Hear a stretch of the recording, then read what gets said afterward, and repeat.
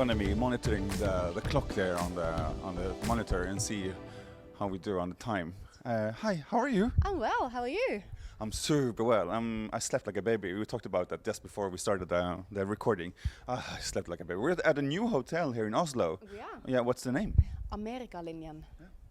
That's the American line. It's the American line. It's I think it's named after it used to be a boat or a shipping company. Yeah. So this whole area, you know, it's close to the fjord and the water. So this whole area used to be docks and big cruises and So yeah. It's very lovely. I slept like a baby, so yeah, I can really recommend it. I'm not sponsored by that, so yeah, definitely not. Yeah. So Cecilie, we're in Oslo. Why are we in Oslo? We are in Oslo to visit the studios of the designers and manufacturers who are participating in this year's Norwegian Presence exhibition, which is about to be shown in Milan during Milan Design Week in June. Yeah, finally. Finally, we're going back. Yeah. Yes, after our 2-year hiatus. So it's going to be really good. We're so excited. Yeah. And this year's show is going to be amazing. Yeah. Why? Oh, well, why? I think just, you know, everyone's really excited to be going back. That's one thing. We've sort of stepped up the game a bit this year with our exhibition. This will be the 8th exhibition. The past 2 years have been digital, of course. So we've sort of stepped up the game. The first 3 years it was in Lambrate, which is sort of like an up-and-coming area. It used to be an up-and-coming area for young designers, and then we moved to Tortona, which is a bit more established. But this year we're moving to Brera, which is sort of the main event in Milan, the main place to be. So we're sort of just stepping up our game, making it even more, you know, professionalized. We have a beautiful location, a beautiful art gallery with, you know, it's I think it's from the 18th century, vaulted ceilings, beautiful, you know, ceiling murals, and we're going to show, you know, the best of new Norwegian design in that space. So it's going to be lovely.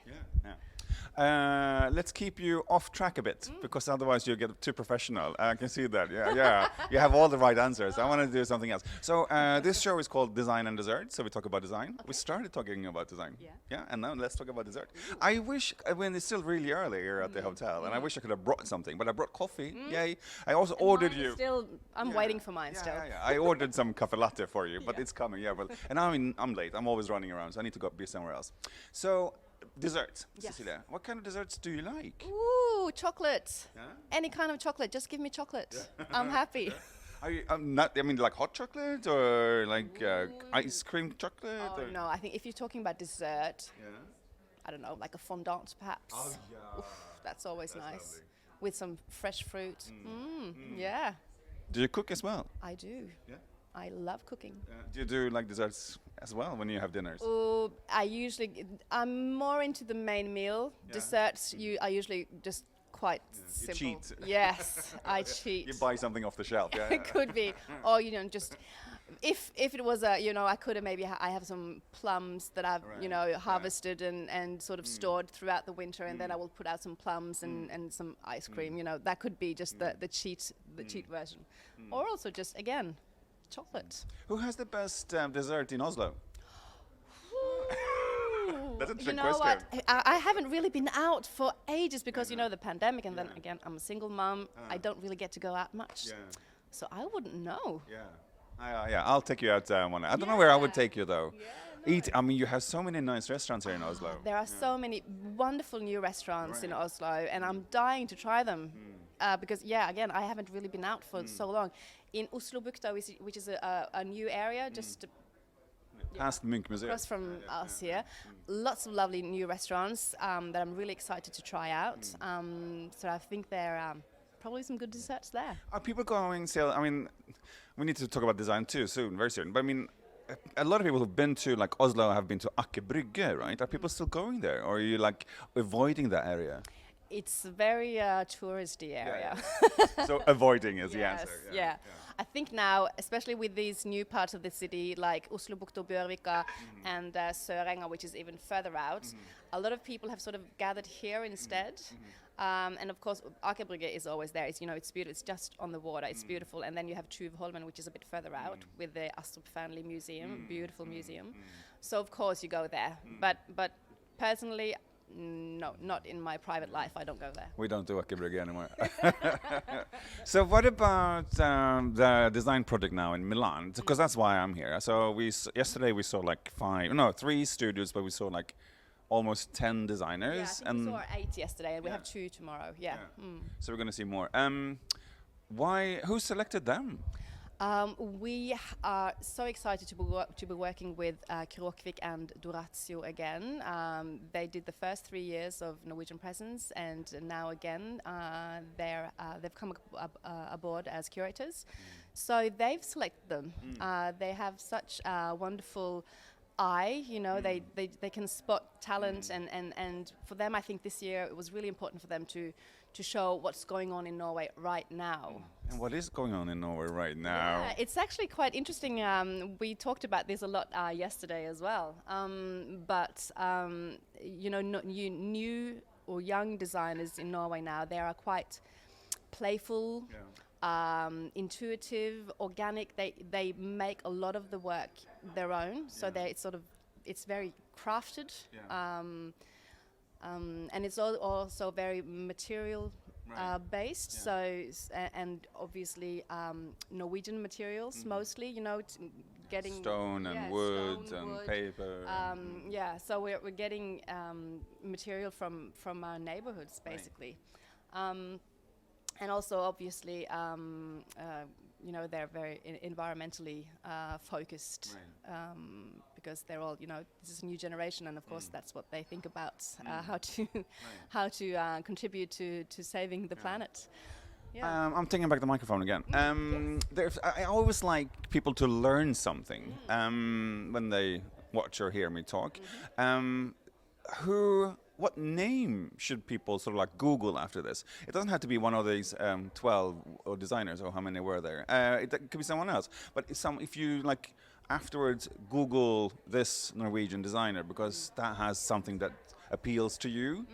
I think I would say Sigve Knudsen, for instance. So you don't so you can say him, because I did that. So you stole him from me, because I was gonna say Sigve is a really interesting artist designer who's I think he's just our star. Someone said yesterday, our poster boy, because he's also.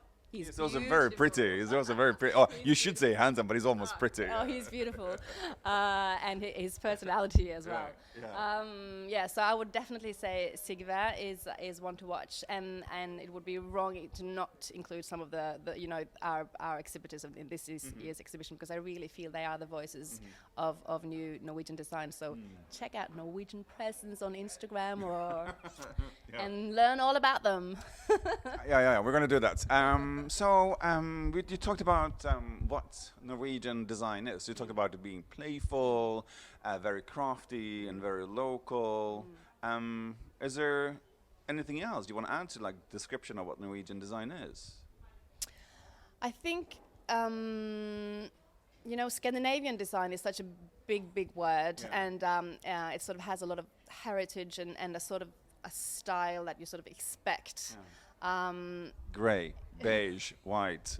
And also wood and wool and stone. So those natural materials. Right. And it's very functionalistic, and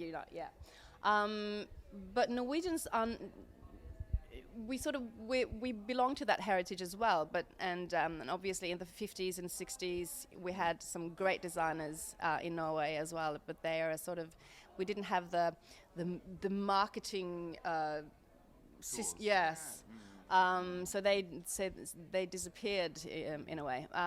So younger, or the new generation, or the last 20 years, starting with Norway Says 22 years ago, they have a different expression in a way, even though it's still functionalistic and practical in a way, but it has also more of an artistic vision to a lot of it. But of course, not everyone. Like there the young ones do the very crafty, but if you go to Andreas Engesvik and also Andersen and Voll, you know, those senior designers, they are not as crafty, and because they don't have to, they have manufacturers and they can actually have their things in production. So there it's more about, you know, quality, yeah, I think they're just. Okay, I'm taking Mike to the back, Mike again. Yeah, no, yeah. Because I thought of another interesting question. I'm trying to avoid talking about politics. I'm trying to do that. It's really, because, I mean, also in Sweden, where I come from, I mean, you have lots and lots of money. In Sweden, we're so jealous of what you do in Norway with all the, because, I mean, it sounds like you know, the government is like, oh yeah, work with design. Here's a bunch of money, do that. But I'm not going to do that. But I want to talk about Milan, and you work also with, I mean, Norwegian Presence also is doing something in New York, right? Are you involved in that as well? I mean, it's not going to be in this year apparently, but I mean, Norwegian Presence, there have been Norwegian design projects. Not Norwegian Presence. Norwegian Presence isn't present in New York, but there are definitely Norwegian designers going to New York and doing, you know, collaborations and exhibitions, but that's not a part of Norwegian Presence. Okay. No. But is it with Doga, or is it like privately oriented? Did someone talk about this yesterday with you? Because our project I might have forgotten. Our Minus project, which is one of our exhibitors, are going to New York as part of Norwegian Arts Abroad, which is a program where Doga, Design and Architecture Norway, is one of the partners. Okay. So they are sending Minus to New York. What I'm referring to is also the New York Design Week, which normally happens in May, because there's always like a huge design exhibition with Norwegian designers and stuff. But that's Norwegian industry normally. They do that in. So we're really happy that they're going, and maybe in the future we can do a collaboration there as well, which would be really, really good. But for now they're doing New York, and then we're doing Milan. Who appreciates Norwegian design? I mean, when you go to like an international place like Milan, there's always like a group that goes like, what kind of like nationality would that be? Not work-wise, but sort of like, is it like the Brits? Because I think the Brits have a keen eye to the. Yeah, I think the UK is an excellent market for Norwegian design. Germany is as well, and the Netherlands and Belgium, and so mostly, But I think now so many have just sort of discovered Norwegian design. Yeah. So we get requests from. From Eastern Europe. Are you going to Asia? Because when I talk to Helsinki, just to Finland, they're like commuting back and forth to Japan. Are you doing that as well? Not really. Even though we know, I just spoke to a lot of the Norwegian embassies all around the world, and the Asian embassies told us that there's really a huge interest in Norway, and just our way of life and our culture and our set of values and everything. And that there's also room for Norwegian design there. So bring it on. Yeah. Let's just conquer the world. But I think Norwegian design is and obviously Scandinavian design is sought after all over the world. Yeah. The 50 minutes are slowly but surely running out. We're not done yet, but I have one more question. Yeah. Is it more about dessert? No, because we're done with that. You were so clear about doing the chocolate thing, so I understand. And chocolates and plums, fine. Okay. That's Cecilie. Where was the last thing of Norwegian design that you bought home? What did I buy? Christmas gifts or no? No, I think there was a crafts exhibition at Galleri Format a while ago, and I bought a beautiful. Is that Bergen or? No, it's here in Oslo. Okay. It's just up the road from us. Yes, I bought a beautiful bowl by Anne Udnes.